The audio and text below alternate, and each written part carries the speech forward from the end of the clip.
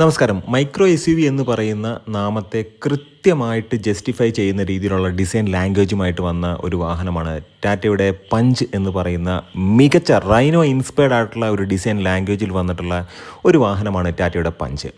എടുത്തു പറഞ്ഞൊരു കാര്യമെന്ന് പറയുന്നത് 90 ഡിഗ്രി തുറക്കുന്ന ഡോറുകൾ, നല്ല ഗ്രൗണ്ട് ക്ലിയറൻസ്, ഫ്രണ്ട് ഫേഷ്യയൊക്കെ നമ്മൾ നോക്കുകയാണെന്നുണ്ടെങ്കിൽ ഒരു മിനി ഹാരിയറിൻ്റെ ചില സാദൃശ്യങ്ങളൊക്കെ നമുക്ക് തോന്നാം.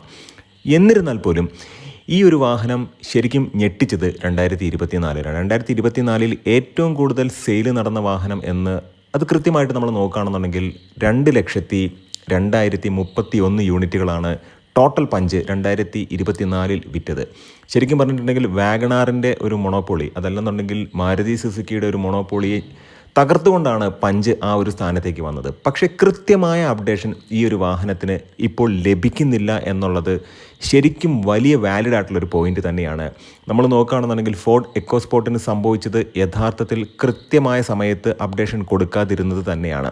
ഇപ്പോൾ പഞ്ചിൻ്റെ ICE വേർഷൻ, ഇൻറ്റേർണൽ കമ്പൻഷൻ എൻജിൻ വേർഷൻ്റെ ഒരുപാട് ടെസ്റ്റിംഗ് ഇമേജുകൾ പുറത്തേക്ക് വന്നിട്ടുണ്ട്. പക്ഷേ 2024 ലാസ്റ്റ് ക്വാർട്ടർ ഈ ഒരു വാഹനം ഇന്ത്യൻ മാർക്കറ്റിലേക്ക് അതിൻ്റെ ഫേസ് ലിഫ്റ്റ് വരും എന്ന് പ്രതീക്ഷിച്ചെങ്കിലും ആ ഒരു വാഹനം വന്നില്ല. തീർച്ചയായിട്ടും നമ്മൾ മനസ്സിലാക്കേണ്ട ഒരു കാര്യമെന്ന് പറയുന്നത് കൃത്യമായ ഇടവേളകളിൽ അപ്ഡേഷൻ ലഭിച്ചില്ല എന്നുണ്ടെങ്കിൽ തീർച്ചയായിട്ടും ഈ ഒരു വാഹനത്തിൻ്റെ ജനസ്വീകാര്യത ഇല്ലാതാകും എന്നുള്ളതാണ്. ഇന്നത്തെ വ്ലോഗിലൂടെ നമ്മൾ ഡിസ്കസ് ചെയ്യാൻ പോകുന്നത് the all new Tata Punch 2025 face ലിഫ്റ്റിനെ കുറിച്ച്. തീർച്ചയായിട്ടും ഈ ഒരു വാഹനം എന്ന് ലോഞ്ച് ചെയ്യുന്നു എന്നുള്ളൊരു കാര്യം 2025 ഫെസ്റ്റിവൽ സീസണോടനുബന്ധിച്ച് തീർച്ചയായിട്ടും ഈ ഒരു വാഹനം നിർബന്ധമായിട്ടും ലോഞ്ച് ചെയ്യേണ്ട ഒരു ആവശ്യകതയുണ്ട്. കാരണം ഇനിയും ഈ ഒരു വാഹനം ലോഞ്ച് ചെയ്യാൻ ഡിലേ ആയി കഴിഞ്ഞാൽ നിലവിൽ ഈ ഒരു വാഹനത്തിനുള്ള മാർക്കറ്റ് സ്പേസ് ഇല്ലാതാകും. എൻജിൻ ബേയുടെ മറ്റൊരു വ്ലോഗിലേക്ക് ഏവർക്കും ഹാർദമായ സ്വാഗതം. നമ്മുടെ വ്ലോഗും നമ്മുടെ കോണ്ടൻറ്റൊക്കെ നിങ്ങൾക്ക് ഉപകാരപ്രദമാകുന്നുണ്ടെങ്കിൽ തീർച്ചയായിട്ടും നമ്മുടെ ചാനലൊന്ന് സപ്പോർട്ട് ചെയ്യുക, സബ്സ്ക്രൈബ് ചെയ്യുക, മാക്സിമം ലൈക്ക് ചെയ്യുക, ഷെയർ ചെയ്യുക, കമൻറ്റ് ചെയ്യുക. ഈ ഒരു വാഹനത്തിൻ്റെ പ്ലാറ്റ്ഫോമിൽ യാതൊരുവിധ വ്യത്യാസവും ഇല്ല. അത് എടുത്തു പറയേണ്ട ഒരു കാര്യം തന്നെയാണ്. ആൽഫ ആർക്ക് പ്ലാറ്റ്ഫോമിൽ തന്നെയാണ് ഈ ഒരു വാഹനം വരുന്നത്.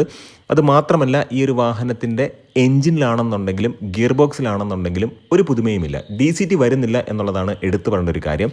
AMT ട്രാൻസ്മിഷൻ തന്നെയാണ് വരാൻ പോകുന്നത്. ഇനി ഡിസൈൻ ലാംഗ്വേജ് നമ്മൾ നോക്കുകയാണെന്നുണ്ടെങ്കിൽ ഇപ്പോൾ ക്യാമോഫ്ലാജ് ചെയ്ത് ടെസ്റ്റ് ഡ്രൈവ് ചെയ്യുന്ന വാഹനങ്ങളിലൊക്കെ ഫ്രണ്ട് ഫേഷ്യ എന്ന് പറയുന്നത് നിലവിലുള്ള പഞ്ചുമായിട്ട് യാതൊരുവിധ വ്യത്യാസവും ഇല്ലാത്ത രീതിയിലാണ്. അത് യഥാർത്ഥത്തിൽ നമ്മളെ തെറ്റിദ്ധരിപ്പിക്കുന്ന ഒരു കാര്യമാണ്. ഇനി വരാൻ പോകുന്ന പഞ്ചിൻ്റെ ഫ്രണ്ട് ഫേഷ്യ കംപ്ലീറ്റ് ആയിട്ട് മാറും. ഈ ഫ്രണ്ട് ഫേഷ്യ എന്ന് പറയുന്നത് ഇപ്പോഴുള്ള ഇലക്ട്രിക് പഞ്ചുമായിട്ട് ഒരുപാട് സാദൃശ്യമുണ്ടാകും. എന്നാൽ നമ്മൾ കാണുന്ന ക്യാമോഫ്ലാജ് ചെയ്തിട്ട് ഇനി വരാൻ പോകുന്ന പഞ്ചിൻ്റെ ഫേസ് ലിഫ്റ്റ് ആണെന്ന് പറഞ്ഞ് ഓടി നടക്കുന്ന വാഹനം, അതിൻ്റെ ഫ്രണ്ടിലേക്ക് നോക്കുമ്പോഴത്തേക്കും നിലവിലെ പഞ്ചിൻ്റെ അതേ ഹെഡ്ലൈറ്റും ബാക്കിയുള്ള ഗ്രില്ല് ഭാഗങ്ങളൊക്കെയാണ് നമ്മൾ കാണുന്നത്. യഥാർത്ഥത്തിൽ ഇത് ശരിക്കും നമ്മളെ കൺഫ്യൂസ് ചെയ്യുന്നൊരു കാര്യമാണ്. പക്ഷേ വരാൻ പോകുന്ന പഞ്ചിന് തീർച്ചയായിട്ടും ഫ്രണ്ട് ഫേഷ്യ എന്ന് പറയുന്നത് ഇലക്ട്രിക് വാഹനത്തിൻ്റെ ഫ്രണ്ട് ഫേഷ്യമായിട്ട് ഒരുപാട് സാദൃശ്യമുണ്ടായിരിക്കും. കണക്റ്റിംഗ് ആയിട്ടുള്ള LED ടെയിൽ ലാമ്പുകളൊന്നും ഈ ഒരു വാഹനത്തിൻ്റെ ഫ്രണ്ടിൽ ഉണ്ടാവുകയില്ല. LED പ്രൊജക്റ്റഡ് ഹെഡ് ലാമ്പുകൾ വരും. അതുമാത്രമല്ല ആ ice cube kind of design തീർച്ചയായിട്ടും നമ്മൾ ഹാരിയറിലൊക്കെ കണ്ട ആ ഒരു സെയിം ഡിസൈൻ, അതല്ലെന്നുണ്ടെങ്കിൽ നെക്സോണിൽ കണ്ട ആ ഒരു സെയിം ഫ്രണ്ട് ഫേഷ്യ ഡിസൈൻ ഇനിയിപ്പോൾ നമ്മൾ ഇലക്ട്രിക് പതിപ്പായിട്ടുള്ള പഞ്ചിൻ്റെ ഇലക്ട്രിക് പതിപ്പിലേക്ക് നോക്കുമ്പോഴത്തേക്കും അവിടെ എല്ലാം കണ്ടിട്ടുള്ള ഫ്രണ്ടിൽ നിന്ന് നോക്കുമ്പോഴത്തേക്കും ഈവൻ കർവിൻ്റെ അംശങ്ങളെല്ലാം ഓടി വരുന്ന വാഹനം എന്ന് പറയുന്നത് ടാറ്റയുടെ വാഹനമാണെന്ന് നമുക്ക് കൃത്യമായിട്ട് മനസ്സിലാക്കാൻ കഴിയുന്ന രീതിയിലുള്ള ഒരു കോമൺ ആയിട്ട് ഇവരുടെ വാഹനങ്ങൾക്കെല്ലാം ഒരു യുണീക്ക് ഐഡൻറ്റിറ്റി ഉണ്ടാക്കുന്ന തരത്തിലുള്ള ഒരു ഫ്രണ്ട് ഡിസൈൻ തീർച്ചയായിട്ടും ഈ ഒരു വാഹനത്തിനുണ്ടായിരിക്കും. അത് ടാറ്റയുടെ മറ്റ് വാഹനങ്ങളിലെല്ലാം കൊടുത്തതുപോലെ തന്നെ ആയിരിക്കും. ഇനി അലോയ് വീൽസിലേക്ക് നോക്കുമ്പോഴത്തേക്കും പാറ്റേൺ കംപ്ലീറ്റ് ആയിട്ട് മാറില്ലെന്നുണ്ടെങ്കിലും ചെറിയൊരു ഡിഫറൻസ് അവിടെ ഉണ്ടായിരിക്കും. 16 ഇഞ്ചിൻ്റെ അലോയ് വീൽസ് തന്നെയായിരിക്കും വരുന്നത്. ഗ്രൗണ്ട് ക്ലിയറൻസിലാണെന്നുണ്ടെങ്കിലും ബാക്കിയുള്ള വാഹനത്തിൻ്റെ മെഷർമെൻറ്റിലാണെന്നുണ്ടെങ്കിലും ഒരു വ്യത്യാസവും ഉണ്ടാകില്ല. ബാക്കിൽ നിലവിലുള്ള അതേ ഡിസൈൻ ലാംഗ്വേജ് തന്നെയായിരിക്കും നിലനിർത്തുക. എന്നാൽ ബാക്കിലെ ബമ്പറിൻ്റെ ക്ലാഡിങ്ങിൽ ഒരു സ്ലൈറ്റ് ആയിട്ടുള്ള ഒരു ഡിഫറൻസ് തീർച്ചയായിട്ടും ഉണ്ടായിരിക്കും. ഇനി 90 ഡിഗ്രി തുറക്കാൻ കഴിയുന്ന ഡോറുകൾ നിലനിർത്തും. അതുമാത്രമല്ല വലിയൊരു ക്വസ്റ്റ്യൻ എന്ന് പറയുന്നത് ആ പില്ലറിലേക്ക് കയറി നിൽക്കുന്ന ഡോർ ഹാൻഡിലുകൾ നിലനിർത്തുമോ എന്നുള്ളൊരു ചോദ്യമാണ്. അത് തീർച്ചയായിട്ടും നമ്മൾ കണ്ടറിയേണ്ടതാണ്. ഇനി വരാൻ പോകുന്ന വാഹനത്തിന് ഫ്ലഷ് ഫിറ്റിംഗ് ഡോർ ഹാൻഡിൽസ് കൊടുക്കാനുള്ള സാധ്യതയുണ്ട്. കാരണം കാലം മാറുകയാണ്. ഏറ്റവും പ്രധാനപ്പെട്ട കാര്യമെന്ന് പറയുന്നത് ആൾട്രോസിൽ വരെ അത് കൊടുത്തു എന്നുള്ളതാണ്. തീർച്ചയായിട്ടും നമ്മളത് പഞ്ചിൽ എക്സ്പെക്റ്റ് ചെയ്യാവുന്നതാണ്. എന്നാൽ പഞ്ചിൽ വെന്റിലേറ്റഡ് സീറ്റ് ടോപ്പ് എൻഡിൽ കൊടുക്കാനുള്ള സാധ്യതയുണ്ട്. ആൾട്രോസിൽ അത് നൽകിയിട്ടില്ല. തീർച്ചയായിട്ടും നമ്മൾ മനസ്സിലാക്കേണ്ട ഒരു കാര്യം, ഇൻറ്റീരിയറിലേക്ക് പോകുമ്പോഴത്തേക്കും നിലവിലുള്ള ഡാഷ്ബോർഡിൻ്റെ സ്ട്രക്ചർ അതേപടി നിലനിർത്തും എന്നുള്ളതാണ്. പഞ്ചിൻ്റെ ഡാഷ്ബോർഡിന് ഒരു ഏറ്റവും വലിയൊരു പ്രത്യേകത എന്ന് പറയുന്നത് വളരെ സിമ്പിളാണ്. എന്നാൽ ആ ഒരു വാഹനത്തിൽ കയറിയിരിക്കുമ്പോഴത്തേക്കും വിസിബിലിറ്റിയെ യാതൊരുവിധ രീതിയിലും അതിനൊരു പ്രോബ്ലം ഇല്ലാത്ത രീതിയിലുള്ള ഒരു പ്ലെയിൻ ആയിട്ടുള്ളൊരു ഡിസൈനാണ് അതിൻ്റെ ഡാഷ്ബോർഡ് എന്ന് പറയുന്നത്. ഏറ്റവും പ്രധാനപ്പെട്ട മറ്റൊരു കാര്യമെന്ന് പറയുന്നത് 360 ഡിഗ്രി ക്യാമറ തീർച്ചയായിട്ടും ഈ ഒരു വാഹനത്തിലേക്ക് വരും. 360 ഡിഗ്രി ക്യാമറ ഇല്ലാത്ത പിക്ചേഴ്സൊക്കെ ഒരുപാട് കാണുന്നുണ്ട്.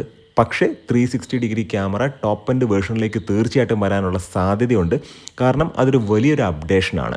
മറ്റൊരു കാര്യമെന്ന് പറയുന്നത് ഈ വെന്റിലേറ്റഡ് സീറ്റ് അങ്ങനെയുള്ള ഫാൻസി ഫീച്ചേഴ്സ് ഈ ഒരു വാഹനത്തിൻ്റെ ടോപ്പ് എൻഡിൽ മാത്രമായിരിക്കും നൽകാനുള്ളൊരു സാധ്യത. പക്ഷേ അത് ഇപ്പോഴും വലിയൊരു ക്വസ്റ്റ്യൻ മാർക്ക് തന്നെയാണ്. കാരണം പ്രൈസ് എന്ന് പറയുന്നത് തീർച്ചയായിട്ടും വലിയൊരു ഫാക്ടറാണ്. കാരണം ഈ ഒരു ബഡ്ജറ്റിലേക്ക് അല്ലെങ്കിൽ ഈ ഒരു സെഗ്മെൻറ്റിലേക്ക് വരുന്ന ഭൂരിഭാഗം ആളുകളും ശരിക്കും പറഞ്ഞിട്ടുണ്ടെങ്കിൽ ഒരു ടോൾ ബോയ് ഹാച്ച് ബാക്ക് വാഹനത്തിൽ നിന്നും കുറച്ചധികം പണം ഒന്ന് എക്സ്റ്റെൻഡ് ചെയ്തിട്ടായിരിക്കും ഈ ഒരു സെഗ്മെൻറ്റിലേക്ക് വരുന്നത്. മറ്റൊരു പ്രധാനപ്പെട്ട കാര്യമെന്ന് പറയുന്നത് 10.25 ഇഞ്ചിൻ്റെ മാസീവായിട്ടുള്ള റെക്റ്റാങ്കുലർ ആയിട്ടുള്ള ഒരു ഇൻഫോർടൈൻമെൻറ്റ് സിസ്റ്റം ഈ ഒരു വാഹനത്തിലേക്ക് വരും. അതുമാത്രമല്ല ഫുള്ളി ഡിജിറ്റലായിട്ടുള്ള ഇൻസ്ട്രുമെൻറ്റ് ക്ലസ്റ്റേഴ്സൊക്കെ ടോപ്പ് എൻഡ് വേർഷനിൽ തീർച്ചയായിട്ടും വരും. ഫാബ്രിക് ക്വാളിറ്റിയിൽ തീർച്ചയായിട്ടും ഒരു വ്യത്യാസം ഉണ്ടായിരിക്കും. പ്രധാനപ്പെട്ട കാര്യമെന്ന് പറയുന്നത് ഈ ഒരു വാഹനത്തിൽ ഇപ്പോഴും 2 എയർ ബാഗാണുള്ളത്. അത് 6 എയർ ബാഗാക്കി മാറ്റും. അത് 100% ഉറപ്പുള്ള കാര്യമാണ്. ഇനി മറ്റൊരു കാര്യമെന്ന് പറയുന്നത് പവർ ട്രെയിനിലേക്ക് നമ്മൾ നോക്കുകയാണെന്നുണ്ടെങ്കിൽ ഡീസൽ നമ്മൾ എക്സ്പെക്റ്റ് ചെയ്യേണ്ട കാര്യമേ ഇല്ല. കാരണം പ്രൈസ് തന്നെയാണ്. ആൾട്രോസിൽ നിലവിലുള്ള 1.5 ലിറ്റർ ഡീസൽ എൻജിൻ പഞ്ചിലേക്ക് കൊണ്ടുവരണം എന്നൊരാവശ്യകത അല്ലെങ്കിൽ എന്നൊരു താല്പര്യം തീർച്ചയായിട്ടും കസ്റ്റമേഴ്സിനുണ്ട്. കാരണം നല്ല പവറുള്ളൊരു വാഹനമായിട്ട് പഞ്ചിനെ അത് മാറ്റും എന്നുള്ളതാണ്. പക്ഷേ പഞ്ചിലേക്ക് ഈ 1.5 ഡീസൽ എൻജിൻ കൊണ്ടുവരുമ്പോഴത്തേക്കും അതിൻ്റെ യഥാർത്ഥത്തിൽ ആ ഒരു വാഹനത്തിൻ്റെ വെയിറ്റ് പവർ റേഷ്യോ, അത് മാത്രമല്ല ഈ ഒരു വാഹനത്തിൻ്റെ പ്രൈസ്, ഇനിയിപ്പോൾ എങ്ങനെ നോക്കിയാലും സസ്പെൻഷനിൽ കാര്യമായിട്ടുള്ള റീവർക്കുകളൊക്കെ ചെയ്തിട്ട് ഇത്തരത്തിൽ ആ ഒരു എൻജിനെ ഈ ഒരു വാഹനത്തിലേക്ക് കൊണ്ടുവന്നാൽ പോലും പ്രൈസിങ് എന്ന് പറയുന്നത് വളരെ ഇമ്പോർട്ടൻ്റ് ആയതുകൊണ്ട് ഈ പറയുന്ന അല്ലെങ്കിൽ ഈ ഒരു ബിസിനസ് നടക്കുന്ന ഈ ഒരു പർട്ടിക്കുലർ ആയിട്ടുള്ള ഒരു സെഗ്മെൻറ്റിൽ പ്രൈസ് എക്സ്റ്റെൻഡ് ചെയ്ത് മുമ്പോട്ട് പോകും. അതിനാൽ തന്നെ ആളുകൾ ഒബ്വിയസ്ലി ഈ വാഹനത്തെ മാറ്റിയിട്ട് ഇതിന് മുകളിലുള്ള നെക്സോണിലേക്ക് പോകാനുള്ള സാധ്യത ഉണ്ട്. അതുകൊണ്ട് തന്നെ ഡീസലും ടർബോ പെട്രോളൊന്നും നമ്മൾ ഈ ഒരു വാഹനത്തിൽ എക്സ്പെക്റ്റ് ചെയ്യേണ്ട കാര്യമില്ല. നിലവിലുള്ള 1.2 3 സിലിണ്ടർ നാച്ചുറലി ആസ്പിറേറ്റഡ് റെവട്രോൺ എൻജിൻ തീർച്ചയായിട്ടും നിലനിർത്തും. അത് എടുത്തു പറയേണ്ട ഒരു കാര്യം തന്നെയാണ്. ആ ഒരു എൻജിന് ഇപ്പോൾ അത്യാവശ്യം പവറൊക്കെ ഉണ്ട്. പവർ ലാക്കൊക്കെ ഒരു പരിധിവരെയൊക്കെ ഉണ്ടായിരുന്നു. ഇപ്പോൾ അത്യാവശ്യം ട്യൂൺ ചെയ്തിട്ട് 86 bhp പവറും ഉണ്ട്, 113 Nm ടോർക്കുമുണ്ട്. ട്വിൻ സിലിണ്ടർ ടെക്നോളജിയിലൂടെ വരുന്ന CNGയും തീർച്ചയായിട്ടും ഈ ഒരു വാഹനത്തിലുണ്ടായിരിക്കും. നമുക്കറിയാം CNGയിലേക്ക് വരുമ്പോഴത്തേക്കും മൈലേജാണ് ഫോക്കസ് ചെയ്യുന്നത്. 73 bhp പവറും 103 Nm ടോർക്കുമാണ് CNGയിലേക്ക് വരുമ്പോഴത്തേക്കും ഈ ഒരു എൻജിൻ നൽകുന്ന പവറും ടോർക്കും. ഇനി അത് മാത്രമല്ല എടുത്തു പറയേണ്ട മറ്റൊരു കാര്യമെന്ന് പറയുന്നത് ടാറ്റ തീർച്ചയായിട്ടും ഈ ഒരു വാഹനത്തിൻ്റെ സേഫ്റ്റി എൻഹാൻസ് ചെയ്യും. നിലവിൽ ABS, EBD, ഹിൽ ഹോൾഡ് ഇങ്ങനെയുള്ള കാര്യങ്ങളെല്ലാം ഈ ഒരു വാഹനത്തിലുണ്ട്. DCT വരില്ല. AMT ട്രാൻസ്മിഷൻ മാത്രമായിരിക്കും ഈ ഒരു വാഹനത്തിലേക്ക് വരുന്നത്. അതിന് ഏറ്റവും പ്രധാനപ്പെട്ട കാര്യം എന്ന് പറയുന്നത് പ്രൈസിങ് തന്നെയാണ്. ആ പ്രൈസ് ബ്രാക്കറ്റ്, ആ ബിസിനസ് നടക്കുന്ന ശരിക്കും പറഞ്ഞിട്ടുണ്ടെങ്കിൽ ഈ ഒരു സെഗ്മെൻറ്റിൽ നിലനിൽക്കേണ്ട ഒരു പ്രൈസിംഗ് ഉണ്ട്. അത് നിലനിർത്താൻ വേണ്ടി തന്നെയാണ് ഇത്തരം കാര്യങ്ങളൊക്കെ ചെയ്യുന്നത്. പിന്നെ AC സ്വിച്ചുകളുടെ ക്രമീകരണം, അത് മാത്രമല്ല ആ 2 സ്പോക്ക് ആയിട്ടുള്ള തീർച്ചയായിട്ടും വളരെ ഇമ്പ്രസീവ് ആയിട്ടുള്ള ഇലുമിനേറ്റഡ് ലോഗോയൊക്കെ ഉള്ള ടാറ്റയുടെ ആ സ്റ്റിയറിംഗ് വീല്, അതായത് നമ്മൾ പഞ്ചിൻ്റെ ഇലക്ട്രിക്കിൽ കണ്ടിട്ടുള്ള അതേ സ്റ്റിയറിംഗ് വീല് തന്നെ ഈ ഒരു വാഹനത്തിലേക്കും വരും. മൊത്തത്തിൽ നമ്മൾ നോക്കുമ്പോഴത്തേക്കും എന്തൊക്കെ പ്രത്യേകതകളാണ് എടുത്തു പറയേണ്ട ഒരു കാര്യമെന്ന് പറയുന്നത് ഈ ഒരു വാഹനത്തിൻ്റെ സേഫ്റ്റി സൈഡ് എൻഹാൻസ് ചെയ്യും. 6 എയർ ബാഗ് തീർച്ചയായിട്ടും സ്റ്റാൻഡേർഡ് ആയിട്ട് വരും. അതുമാത്രമല്ല സൺറൂഫുള്ള മോഡലൊക്കെ തീർച്ചയായിട്ടും ഉണ്ടായിരിക്കും. അത് ശരിക്കും പറഞ്ഞിട്ടുണ്ടെങ്കിൽ ഒരു ആവശ്യകതയാണ്. സൺറൂഫ് ഉള്ള മോഡൽ വേണം എന്ന് ആവശ്യപ്പെടുന്ന ഒരുപാട് കസ്റ്റമേഴ്സ് ഉണ്ട്. എന്നാൽ ഓവറോൾ ഈ ഒരു വാഹനത്തിൻ്റെ ഫേസ് ലിഫ്റ്റ് വരുമ്പോഴത്തേക്കും തീർച്ചയായിട്ടും നമ്മൾ എക്സ്പെക്റ്റ് ചെയ്തൊരു കാര്യമെന്ന് പറയുന്നത് ഡീസൽ എഞ്ചിൻ്റെ കാര്യമാണ്. പക്ഷേ എന്തുകൊണ്ടോ ടോപ്പ് എൻഡിലെങ്കിലും ഒരു ഡീസൽ എഞ്ചിൻ കൊടുക്കാമായിരുന്നു എന്നുള്ളൊരു ആഗ്രഹമുണ്ടായിരുന്നു. തീർച്ചയായിട്ടും അത് ശരിക്കും പറഞ്ഞിട്ടുണ്ടെങ്കിൽ ഈ ഒരു വാഹനത്തിൻ്റെ ബിസിനസ്സിനെ അല്ലെങ്കിൽ അതിൻ്റെ സെയിലിനെ നല്ല രീതിക്ക് ഇമ്പ്രൂവ് ചെയ്യും. കാരണം ആൾട്രോസിൻ്റെ ലോ ഗ്രൗണ്ട് ക്ലിയറൻസ് ഇഷ്ടപ്പെടാത്ത ആളുകൾ SUV കൈൻഡ് ഓഫ് ലുക്ക് വേണ്ട അല്ലെങ്കിൽ അത്തരത്തിലൊരു വാഹനം വേണം. അത് മാത്രമല്ല അത്യാവശ്യം പവർ വേണം. ഈ 3 സിലിണ്ടർ റെവട്രോൺ എഞ്ചിൻ്റെ നോയ്സി ആയിട്ടുള്ള അല്ലെങ്കിൽ വൈബ്രേഷനുള്ള 3 സിലിണ്ടറിൻ്റെ ക്യാരക്ടറിസ്റ്റിക് ഫീച്ചർ തന്നെയാണത്. അതൊക്കെ മാറിയിട്ട് അത്യാവശ്യം മൈലേജുള്ള പവറുള്ളൊരു വാഹനം വേണം എന്ന് ആഗ്രഹിക്കുന്ന ആളുകൾ തീർച്ചയായിട്ടും പഞ്ച് ഓപ്റ്റ് ചെയ്തേനെ. എന്തുകൊണ്ടോ ടാറ്റ അത് കൊടുത്തിട്ടില്ല. നല്ല നല്ല വ്ളോഗ്സ് വേണം വീണ്ടും കാണാം. ഈ ഒരു വാഹനം തീർച്ചയായിട്ടും ഒരുപാട് കാലമായിട്ട് ഇങ്ങനെ ക്യാമോഫ്ലാജ് ചെയ്തിട്ട് ടെസ്റ്റ് ഡ്രൈവ് ചെയ്ത് നടക്കുന്നുണ്ട്. എന്തായാലും ഇന്ത്യൻ മാർക്കറ്റിലേക്ക് 2025 ഫെസ്റ്റിവൽ സീസണിൽ വരും എന്ന് പ്രതീക്ഷിക്കുന്നു. നല്ല നല്ല കോണ്ടന്റുകളായിട്ട് നമുക്ക് വീണ്ടും കാണാം. നിങ്ങളുടെ സ്നേഹത്തിനും സപ്പോർട്ടിനും ഒരിക്കൽ കൂടെ നന്ദി. നമസ്കാരം.